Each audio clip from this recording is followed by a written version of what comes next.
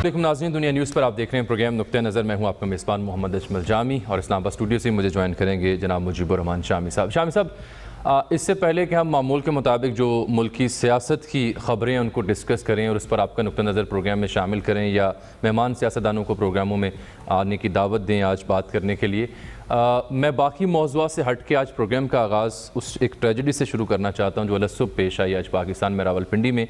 मोड़ा कालू के मुकाम पर रावलपिंडी में शहरी आबादी पर एक पाक फ़ौज का तरबियती तैयारा गिरकर तबाह हुआ है, जिससे अमले समेत 17 अफराद, अमले के 5 अफराद इसमें शामिल थे, ये शहीद हुए हैं और 3 मकानात जो हैं वो तबाह हुए हैं इस बस्ती मोड़ा कालू में। तो प्रोग्राम में इस अफसोसनाक सानहे के साथ शुरू करूँगा जहाँ पर इन शुहदा की दर्जात बुलंदी के लिए हम दुआ करेंगे, इनके अहले खाना के साथ हम हज़ार हमदर्दी करेंगे। तो इसमें 2 अफसरान समेत 5 अफराद शहीद हुए। ये लेफ्टिनेंट कर्नल साकिब हैं, लेफ्टिनेंट कर्नल वसीम हैं और अमले के बाकी अफराद का अगर मैं नाम लूँ तो उसमें नायब सूबेदार अफजल, हवालदार इब्ने अमीन और हवालदार रहमत शामिल हैं। तो बड़ा ही अफसोसनाक वाक़या जिससे आज दिन का ये आगाज़ हुआ। तो मैं चाहता हूँ ज़रा इन पर हम पहले बात कर लें और फिर हम सियासी मामलात पर रुख करें। ये जो तैयारा गिरा है इससे कई मकानात भी तबाह हुए हैं और कई अफराद जहाँ बहक हुए हैं आबादी में से, और बच्चे जो हैं वो भी सोए हुए बच्चे भी निशाना बन गए हैं। अब आम तौर पर ये तरबियती परवाज़ें हैं, ये आबादी से दूर होती हैं। अब ये रात को क्योंकि परवाज़ हो रही थी इसलिए ये तहकीकात के बाद ही पता चल सकेगा कि इस आबादी की तरफ इसका रुख कैसे हो गया और फिर ये सानहा पेश आया। बहरहाल ये जहाँ बजती हैं शहनाइयाँ वहाँ मातम भी होते हैं, फलक ने जिनको ऐश बख्शे हैं उन्हीं को गम भी होते हैं। तो ये इंसानी ज़िंदगी का हिस्सा है। अब जो शहरी जो हैं निशाना बने हैं, तवक्को होगी हुकूमत से भी और अफवाज पाकिस्तान से भी कि उनको कोई ज़र तलाफ़ी दें, उनके ख़ानदानों के सर पर हाथ रखें और जो मकानात तबाह हुए हैं कुछ इत्तलात ऐसी हैं कि यकीनन इनकी इत्तलात ऐसी हैं शामी साहब कि यकीनन इन लोगों की दादरसी भी की जाएगी और जो मुमकिन ताउन होगा वो किया जाएगा। डेफिनेटली स्टेटमेंट्स तो सरकारी इदारों की बाद में ही आएगी, लेकिन इत्तलात जो ऐसी मौसूल हुई हैं। जी, इंसानी जान जो है वो तो उसे तो ज़िंदा नहीं किया जा सकता। वो तो एक दफ़ा जो शख्स यहाँ से रुखसत हो गया बस वो दूसरी दुनिया में उससे जा बसना है, वो वापस नहीं आ सकता। लेकिन जो पसमानदगान रह जाते हैं, जो लवाकिन रह जाते हैं, उनकी अश्कशाई हो सकती है, उनके लिए कुछ सामान ज़ीस्त फराहम करने की कोशिश हो सकती है और फिर जो मकानात तबाह हो गए उनको असर नौ तामीर करने का फ़ैसला हो सकता है। तो हमें तवक्को है हुकूमत से भी और तवक्को है अफवाज पाकिस्तान के सालार आला जो हैं जनरल कमर बाजवा साहब से कि वो इस तरफ तवज्जो फरमाएंगे और ज़रूर इन लोगों के यतीमों के और महरूमों के सर पर हाथ रखेंगे। अल्लाह ताला उनकी मग़फ़रत करे और उनके लवाकिन को सब्र जमील अता फरमाए। ठीक, आप शामी साहब प्रोग्राम में हम बात करना चाहते थे, कल भी जो मौलाना ने ऐलान किया था कि वो इस्लामाबाद में एक मार्च का प्लान रखते हैं और जरदारी साहब ने भी कहा था यकीनन वो उस प्लान का हिस्सा होंगे। तो नून लीग और दीगर अपोजिशन जमातें किस हद तक इस प्लान का हिस्सा होंगी? क्या वाकई मौलाना ऐसा कोई बड़ा मार्च कर पाएंगे या नहीं? इस मौजू पर बात कल रह गई थी अधूरी, आज हम प्रोग्राम में बात करेंगे कि इसके मकासद क्या हो सकते हैं, किस हद तक ये दुरुस्त मूव होगी मौलाना साहब की जानिब से, अपोजिशन की जानिब से या नहीं। साथ मौलाना फजलुर रहमान साथ मैं बता दूं जी, मौलाना एक ही मौलाना लोग समझ जाते हैं, नाम तो लेना आप। जी जी जी, नहीं और मौलाना भी हैं, मौलाना तारिक जमील भी हैं, हजरत मौलाना जनाब खादम रिजवी भी हैं। हाँ, मौलाना फजलुर रहमान साहब। लेकिन साथ देखें आज वफाकी काबीना का इजलास भी था, उसमें कुछ अहम फैसले हुए हैं और फिर सेनेट का इजलास भी होने जा रहा है जिसमें चेयरमैन और डिप्टी चेयरमैन के खिलाफ अपोजिशन की तहरीक भी है।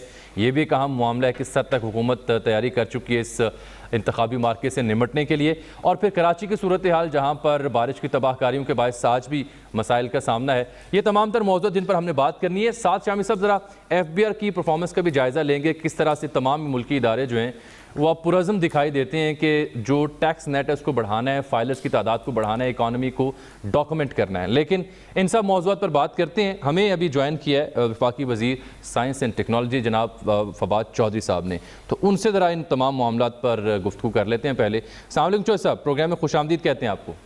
جناب السلام علیکم. چودھری صاحب یہ فرمائیے گا کہ سینٹ کے انتخاب کی اگر ہم ذکر کریں تو ہمیں تو حکومتی حلقوں سے جو بیانات آتے رہے ہیں اس سے یہی تاثر ملا, جیسے وزیراعظم خود بھی ملے تھے صادق سنجرانی صاحب سے, کہ پروبیبلی گورنمنٹ ریڈی ہے, حکومتی اتحادی ریڈی ہیں اس موو کو ڈیفیوز کرنے کے لیے, فیل کرنے کے لیے. تو کیا آج بھی آپ پورے اعتماد ہیں؟ اگر ہیں تو کیوں کیا وہ اعتماد کی وجہ ہے؟ گراؤنڈ ریئلٹی تو اس اعتماد کو سپورٹ نہیں کرتی پروبیبلی. دیکھیے بیسیکلی ہم تو یہ فرینکلی ہم نے آخر تک کوشش کی ہے کہ اسٹیٹس کو جو سینٹ میں ہے وہ برقرار رہے. جو حکومتی تحریک ہے ڈپٹی چیئرمین کے خلاف وہ بھی واپس لے لی جائے, اور چیئرمین سینٹ کے خلاف بھی جو تحریک عدم اعتماد ہے وہ واپس لے لی جائے, کیونکہ یہ ایک ادارہ جو ہے وہ بڑا ایک آپ سمجھیے کہ اس کے بیلنس کے اوپر کھڑا تھا.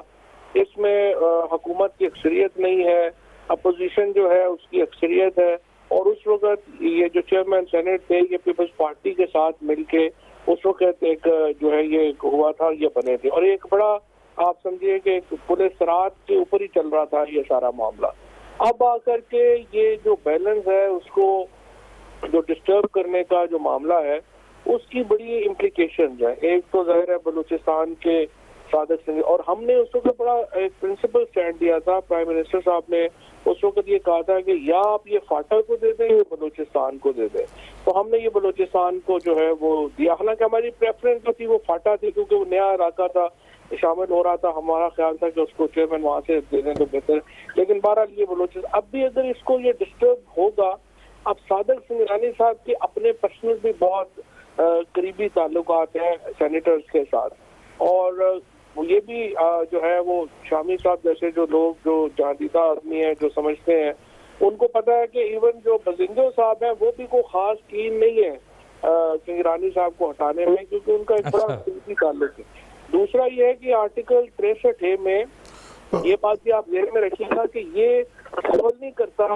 اگر آپ پارٹی لائن سے علیحدہ ووٹ دیتے ہیں تو یہ آرٹیکل 63 میں فال نہیں کرتا, اور یہ اس سے جو ایک اور یہ سیکرٹ ووٹنگ ہونی ہے. تو دیکھتے ہیں, ہماری کوشش بہرحال اب تک اور آخر تک یہی رہے گی کہ یہ جو تحریک ہے یہی واپس ہو جائے اور اس معاملے میں آگے نہ بڑھے.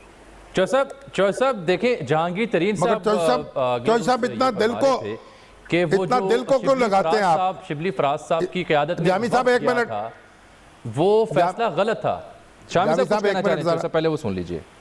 دیکھیے جی میرا خیال میں یہ عرض کر رہا ہوں کہ کیوں اتنا دل کو لگاتے ہیں چودھری صاحب.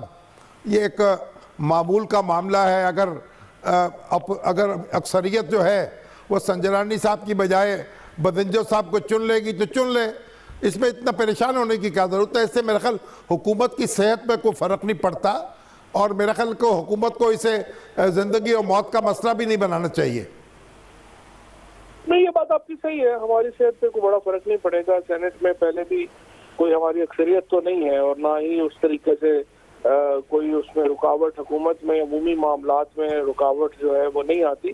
لیکن صادق سنجرانی صاحب جو ہیں آپ کو معلوم ہے انہوں نے بڑا ہمیشہ ایک بیلنس لے کے چلے ہیں. انہوں نے اب جو ہے وہ دیکھیں نا, وہ درست ہے, مگر چودھری صاحب ابھی جامی صاحب جہانگیر ترین صاحب کا نام لے رہے تھے. جب ان کا نام لیا جائے گا تو اور بہت سی چیزوں کا بھی نام آئے گا, بڑے لوازمات کا تذکرہ ہوگا, اس سے ماحول گدلا ہی ہوگا نا.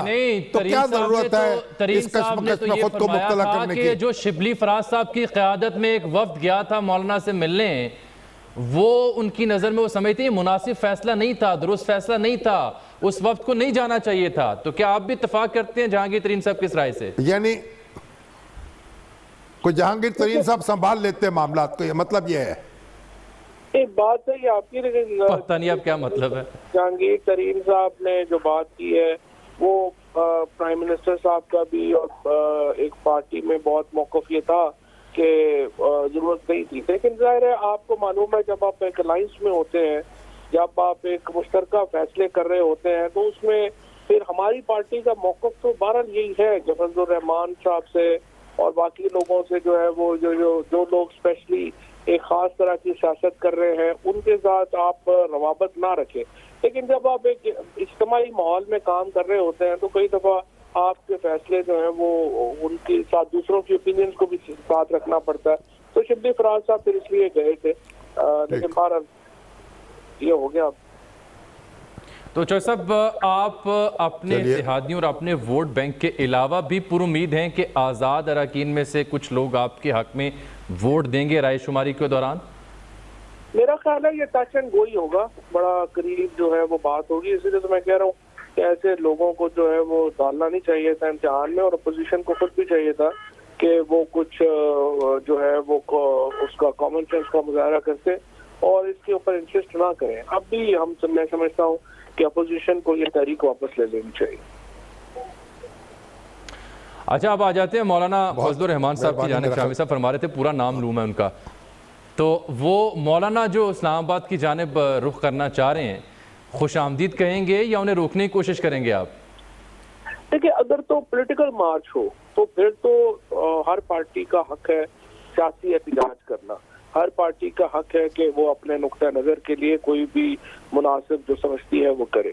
لیکن آپ یہ بات آپ ذہن میں رکھیے کہ ہیٹ سپیچ کی آئین اور قانون سے بالا تر ہو کر کے کرنے کی اجازت نہیں دی جا سکتی.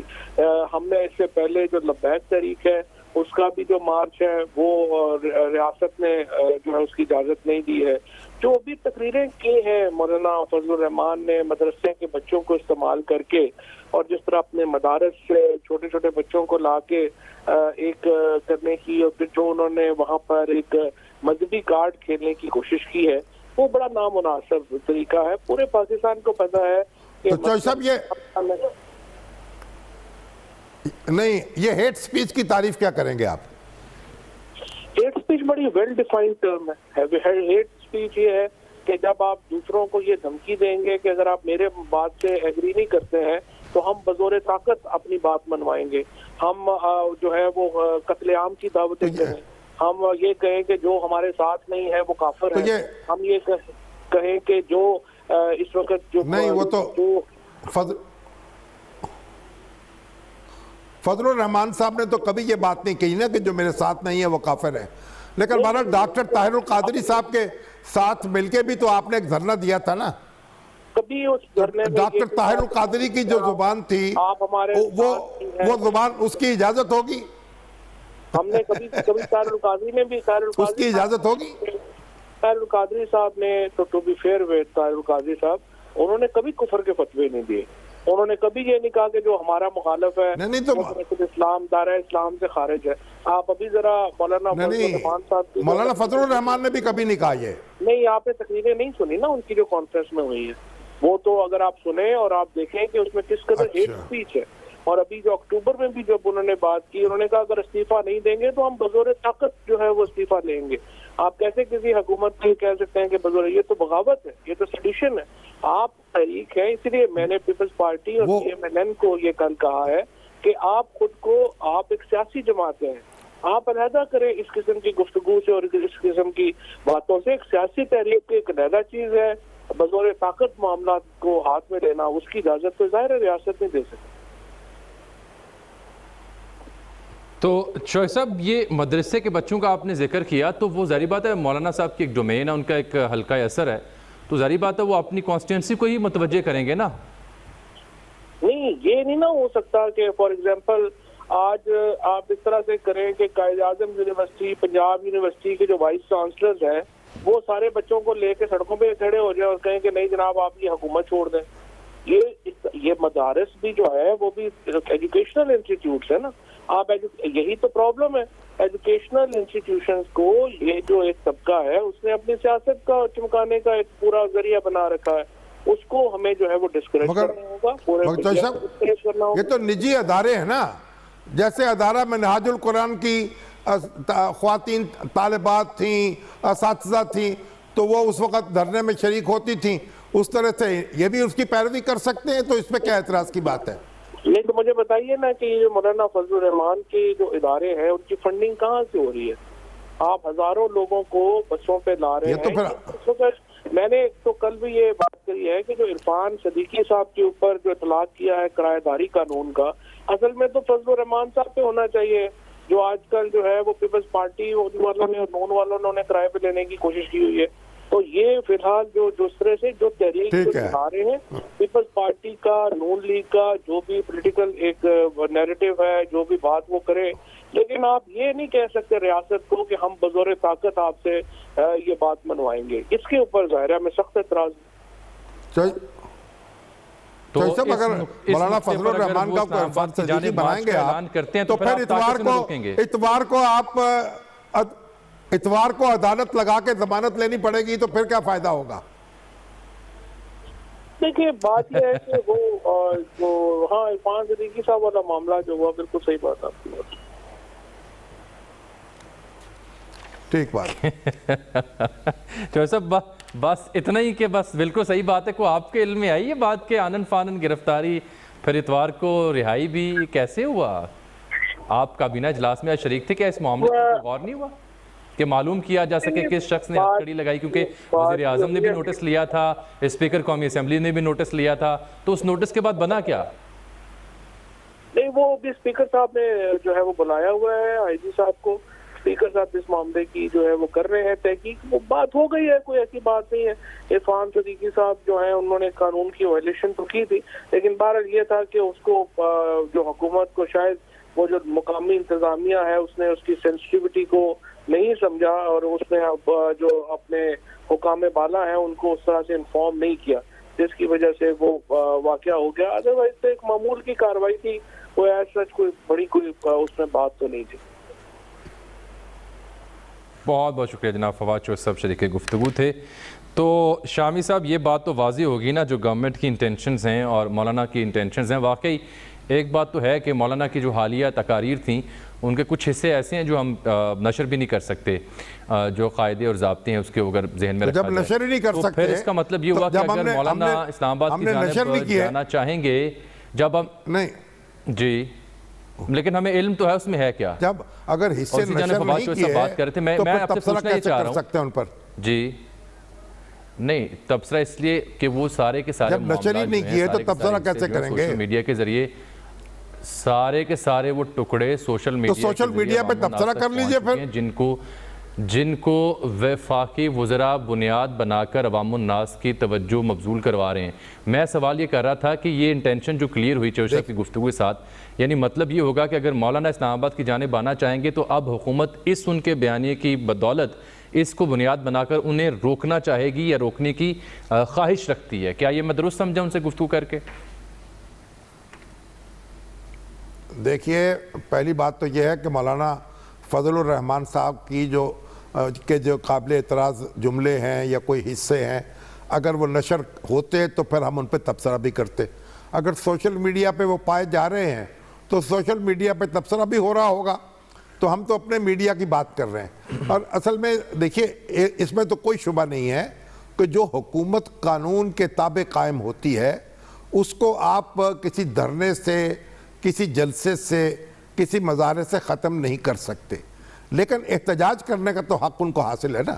وہ کہہ رہے ہیں حکومت سے استعفیٰ دے دے وگرنہ ہم اسلام آباد کی طرف مارچ کریں گے. نئے انتخابات کا وہ مطالبہ کر رہے ہیں. نئے انتخابات کا مطالبہ کرنے کا حق ان کو حاصل ہے، لیکن حکومت سے زبردستی استعفیٰ لینے کا حق ان کو حاصل نہیں ہے. اس بات سے تو میں متفق ہوں. اور جب دھرنا آپ کو معلوم ہے عمران خان صاحب بھی اور طاہر القادری صاحب بھی دے رہے تھے، اس وقت نواز شریف صاحب کی حکومت تھی، اس وقت بھی ہمارا یہی موقف تھا کہ حکومت جو قانون کے ذریعے قائم حکومت ہے اسے قانونی طور پر ختم ہونا چاہیے. اور جو حکومت اسمبلی جو ہے اس کی اکثریت حاصل کر کے آتی ہے اس کو اسمبلی ہی میں ووٹ آف نو کانفیڈنس سے گھر بھیجا جا سکتا ہے، اور کوئی طریقہ نہیں ہے. اگر یہ بات مولانا فضل الرحمان صاحب کہیں یا کوئی اور صاحب کہیں، بنیادی بات یہی ہے. اور میرا خیال مولانا کو اپنے مطالبات میں کوئی ترمیم کرنی چاہیے. زبردستی حکومت جو ہے یقیناً اس سے نہ تو چھینی جا سکتی ہے کسی سے، اور نہ ہی کوئی استعفیٰ دینے پر تیار ہو سکتا ہے. مطالبے وہ کریں, کوئی ایسا ستم فرمائیے جو آپ کی ایجاد ہو. مطالبے وہ کریں جو قانون کے دائرے میں ہوں. ہاں استعفے کا مطالبہ آپ کر سکتے ہیں, لیکن استعفے پر مجبور نہیں کر سکتے کسی کو, کسی دھرنے کے ذریعے سے یا کسی مظاہرے کے ذریعے سے. چلے ایک میرا مطالبہ بھی ہے, وہ مطالبہ قانونی اور آئینی ہے, وہ یہ ہے کہ اب بریک کی جانب بڑھتے ہیں. ملتے ہیں ناظرین آپ سے چھوٹی سی بریک کے بعد واپس آتے ہیں کچھ دیگر موضوعات کے ساتھ. آپ ہمارے ساتھ رہیے گا.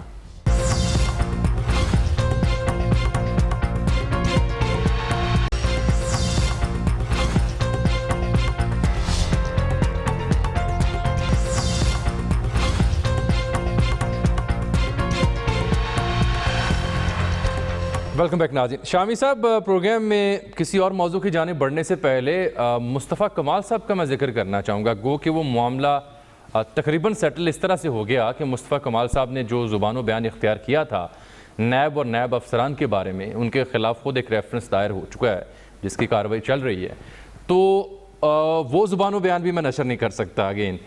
لیکن اس کے بعد نیب نے ایک اعلامیہ جاری کیا جس میں کہا گیا کہ نیب قانونی چارہ جوئی کرے گا آپ کے اس زبان و بیان کے خلاف, کیونکہ یہ سراسر توہین ہے. اس پر انہوں نے معذرت کر لی ہے اور کہا ہے کہ اگر میرے کچھ جملوں سے, فکروں سے یا بیان سے کسی کی دل آزاری ہوئی ہے تو میں معذرت چاہتا ہوں. مصطفیٰ کمال صاحب عجیب شخص ہیں. یعنی اس سے پہلے آپ کو یاد ہوگا ایک ٹی وی چینل کے ساتھ, ہمارے ٹی وی چینل کے ساتھ ہی ایک بار وہ مخاطب تھے جب جوبن پر تھے, اور وہ بھی آن ایئر انہوں نے ان کی ٹانگ سلپ ہوئی دانستہ غیر دانستہ, اور وہاں بھی وہ فاؤل پلے کر گئے. اس کے علاوہ بھی اکا دکا واقعات ہیں, لیکن یہ جو واقعہ ہے جس کی میں بات کر رہا ہوں یہ تو پوری تمہید کے ساتھ انہوں نے باقاعدہ سٹریس کر کے کچھ ایسے الفاظ ادا کیے جس سے واقعی توہین مقصود تھی. دیکھیے بات یہ ہے کہ الفاظ نامناسب تھے, قابل مذمت تھے, لیکن جب انہوں نے اس کی معذرت کر لی ہے تو میرا خیال اس کو قبول کر لینا چاہیے. یہ بھی اچھی بات ہے اگر کوئی شخص اپنی غلطی کا اعتراف کر لے. لیکن ایک بات میں آپ سے عرض کروں کہ نیب جو ہے وہ ایک قانونی ادارہ ہے, قانون کے تابع قائم ہوا ہے. کہیں کوئی آسمان سے یا ٹپک نہیں پڑا یا خلا میں کہیں اس کا وجود نہیں ہے. اور اس کے جو چیئرمین ہیں جاوید اقبال صاحب, جسٹس جاوید اقبال, ایک قابل احترام شخص ہے. اور دوسرے جتنے بھی لوگ اس میں کام کر رہے ہیں دیکھیے وہ اپنے فرائض ادا کر رہے ہیں. ہمیں ان سے اختلاف ہو سکتا ہے لیکن ہمیں ان سب کا احترام کرنا چاہیے. اور اگر کوئی نیب سے کسی کو اعتراض ہے وہ قانونی کارروائی کر سکتا ہے, لیکن دشنام ترازی کی کوئی اجازت نہیں دی جا سکتی. اور مصطفیٰ کمال صاحب نے بہت ایک بھیانک غلطی کی تھی, چلیے اب اس پہ معذرت کر لی ہے. ایک بات. دوسری بات یہ کہ ہم نیب جو ہے ہم اس سے بار بار یہ عرض کرتے ہیں کہ آپ کا بنیادی کام پبلک آفس ہولڈرز کا احتساب ہے, اور یہ بھی ایک پبلک آفس ہولڈر رہے ہیں مصطفیٰ کمال.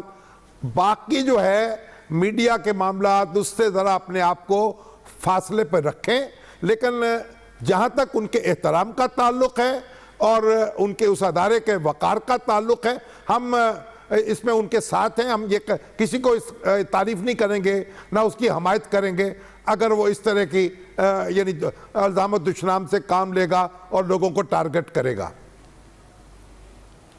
ٹھیک ہو گیا. اب میں کراچی اور اندرون سندھ کی ذکر کرتا ہوں جہاں پہ آج دوسرے روز بھی بارش ہے, اور اس بارش کی تباہ کاریوں کی وجہ سے درجن سے زائد افراد کرنٹ لگنے کے مختلف واقعات میں جان کی بازی ہار گئے ہیں.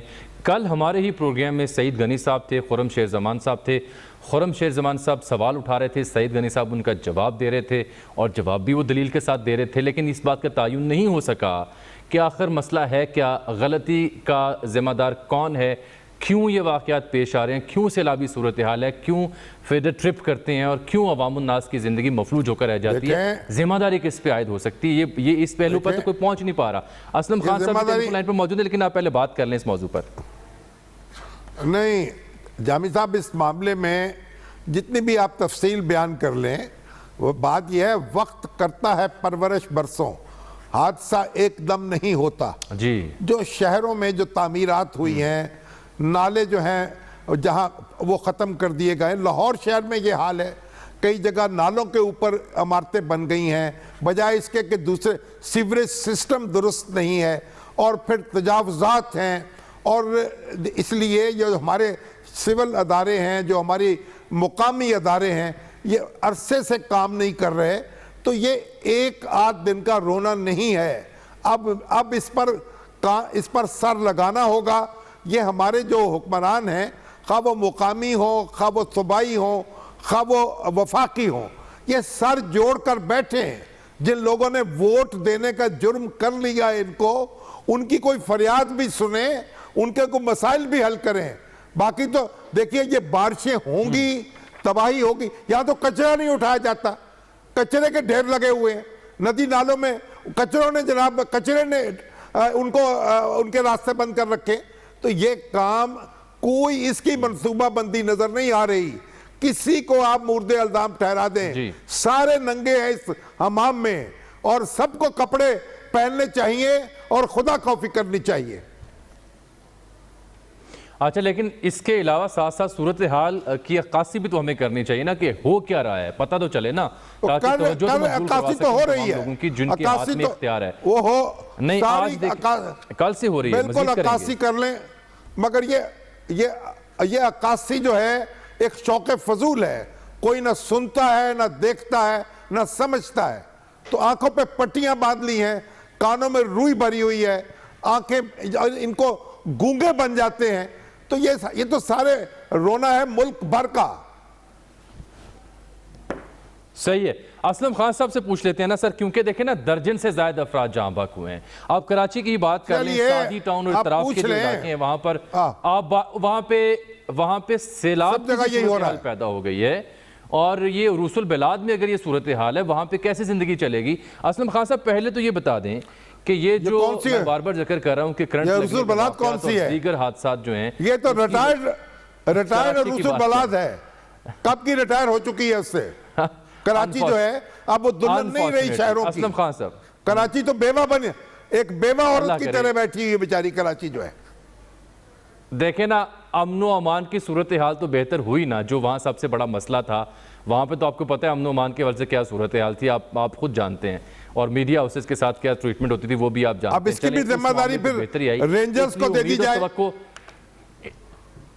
मेरा तो ख्याल है कि हरे जी के रेंजर्स को दे दे कि वो नदी नाले साफ करवाए, लेकिन मैं पहले फिर नक्शे भी मंजूर करवा लेंगे, फिर तजावुजात भी खत्म कराए, तो फिर इनका क्या फायदा? क्रिकेट के ढेर भी उठाए, इनका क्या फायदा?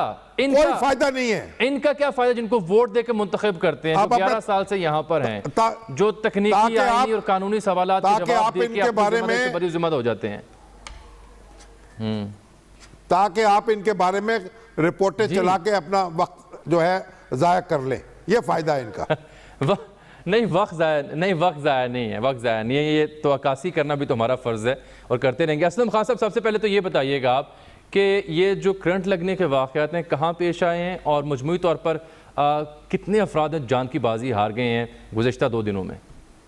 देखिए, इस वक्त अगर हम बात करें तो मजमूई तौर पर 14 अफराद, जिसमें बच्चे भी शामिल हैं। 2 बच्चे आज जाँ बहक हुए हैं न्यू कराची के इलाके में, उनकी लाशें बात अस्पताल लाई गई। और उसके अलावा अगर हम कल बात करें तो कल भी 2 बच्चे जाँ बहक हुए थे मलिर के इलाके में। मजमूई तौर पर शहर के मुख्तलिफ इलाकों में करंट लगने के जो वाकयात हुए, 14 अफराद इसमें जाँ बहक हुए। जो बात आपने की कि क्या वजह, तो देखिए इसकी बहुत सारी वजूहात हैं। इसमें जो तार टूट के गिर जाते हैं, हेलो, जो तार टूट के, जामी साहब जी, आप सुन पा रहे हैं? हेलो, हाँ जी जनाब, सुन रहे हैं। असलम खान साहब, क्या आप हमें सुन पा रहे हैं? बड़ा एक मसला तो ये है कि जो तार टूटने के जो वाकयात होते हैं उसकी वजह से भी हलाकत होती है। इस पर नेपरा ने कलेक्टर को नोटिस भी दिया, लेकिन इसमें एक मैं कहूंगा कि एक इंसानी गफलत भी है। जिस तरह की मौसलाधार बारिश मुसलसल हो रही थी, उसमें इस तरह के वाकयात बहरहाल जो नहीं होने चाहिए वो भी हुए। और जहां तक बात आपने की थी, सादी टाउन का एक इलाका जो है, वो जिस तरह शामी साहब बात कर रहे हैं कि तामीरात, ऐसी जगह पर तामीरात जो नदी की एक गुजरगाहें थी, उस पर जो तामीरात हुई, वहां से जो नाले थे वो कचरे से भरे हुए थे, उसकी वजह से आज भी वो ओवरफ्लो हुआ। और जामी साहब 5 साल पहले 2014 में भी यही सूरत हाल हुई थी, और उसकी वजह भी यही थी कि वो तामीरात ऐसे इलाके में की गई जहां से वो नदी का रास्ता था, नदी की गुजरगाह थी। जब मुख्तलिफ नदियों में ओवरफ्लो हो जाता है, जब उनमें तुगयानी आ जाती है, तो ये इलाका मुतासर होता है। सुरजानी टाउन की अगर आप बात करें तो दोपहर 2 बजे तक 164 मिलीमीटर बारिश हुई है 2 रोज में, कल सुबह 6 बजे से लेकर आज दोपहर 2 बजे तक। अगर हम शाम का भी वक्त उसमें शामिल कर लें तो शायद ये बारिश 180 मिलीमीटर हुई होगी। तो تو ظاہر ہے کہ کراچی میں اتنی بارش کا تو وہ علاقہ متعامل نہیں ہو سکتا، کیونکہ نہ ہی وہاں پر سیوریج سسٹم کا کوئی مناسب انتظام ہے، نہ ہی اس طرح کی پلاننگ کی گئی تھی کہ اتنی بارش ہوگی تو کیا صورتحال ہوگی۔ اگر آپ کل کی بات کریں، میں شارع فیصل کی آپ کو مثال دوں، کل ہم جب پروگرام میں بات کر رہے تھے تو 9 بجے شارع فیصل جامع صاحب کلیئر کر دیا گیا تھا، جو وہی شارع فیصل جو 5 اور 6 بجے جہاں بدترین ٹریفک جام دیکھنے میں آ رہا تھا، تو اس کی وجہ یہ تھی کہ وہاں پر انہوں نے انتظامات کیے، بلدیاتی اداروں نے، فیض غنی صاحب نے بھی، اور مختلف کوششیں یہ بہت نمایاں طور پر نظر آئیں۔ شہر کے مختلف علاقوں میں آج صبح یہ صورتحال تھی کہ پانی کے نکاسی کا انتظام کیا گیا، لیکن کچھ علاقے، میں سعدی ٹاؤن کی بات کروں گا، نادن بائی پاس کے پاس، فرجانی ٹاؤن، خدا کی بستی، پیسا ٹاؤن، یہ وہ علاقے ضرور تھے جہاں پر یقینی طور پر سیوریج کا نظام انتہائی بوسیدہ، پھر جس طرح کی ایک صورتحال تھی، پھر بارش بھی وہاں پر زیادہ ہوئی، وہاں پر ایک اربن فلڈنگ کی جو ہم بات کرتے ہیں، شہری جو سیلابی صورتحال، وہ بالکل دیکھنے میں آئی۔ اور اس میں اب کم از کم مزید میں کہوں گا کہ اگر بارش نہیں ہوئی، اور ابھی تو یہی پیشن گوئی ہے کہ کل کچھ بارش ہوگی، لیکن 2 دن جتنی بارش تھی اب اس سے بارش کم ہو جائے گی، تو کل دوپہر تک یا شام تک وہاں بھی صورتحال نارمل ہونا شروع ہو جائے گی۔ بہت شکریہ اسلم خان صاحب، آپ کا بہت شکریہ۔ ناظرین، پروگرام یہاں وقت ایک بریک کا، بریک کے بعد واپس آتے ہیں آپ کی خدمت میں، ایک بار پھر سے ہمارے ساتھ رہیے گا۔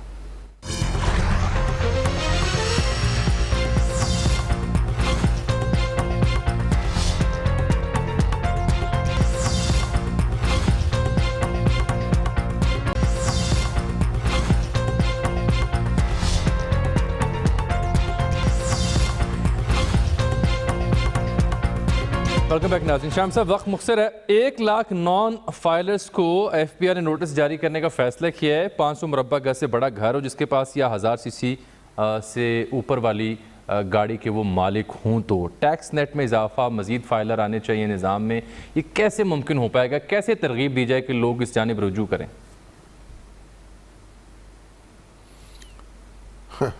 دیکھیے، ہماری تو دعائیں ایف پی آر کے ساتھ ہیں، اب جو پرانی آتے ہیں وہ چھٹتی چھٹیں گی۔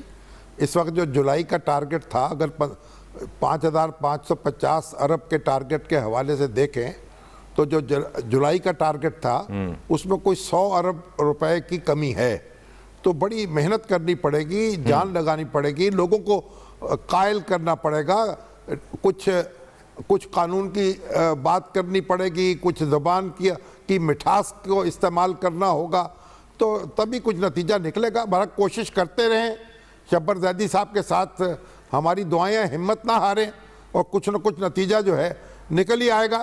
لیکن ایک بات میں اور کہنا چاہتا ہوں، ابھی پل ڈیٹ کے فہیم صاحب ہیں، ان کا مجھے میسج آیا ہے کہ پنجاب اسمبلی میں ڈائریکٹر جنرل ریسرچ جو ہیں، انہوں نے یہاں کے مسیحی رکن ہے طاہر خلیل سندھو، ان سے بڑی بدتمیزی کی ہے اور ان کو بڑا تانا دیا ہے، ان کے اقلیتی ایک مذہب سے تعلق رکھنے کے حوالے سے۔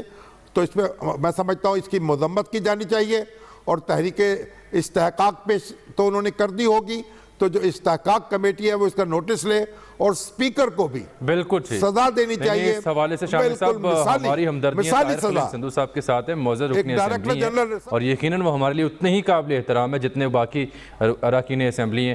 ناظرین، پروگرام وقت یہاں پر ختم ہوتا ہے، آپ سے ملاقات ہوگی کل، تب تک کے لیے اجازت دیجیے گا، اللہ حافظ۔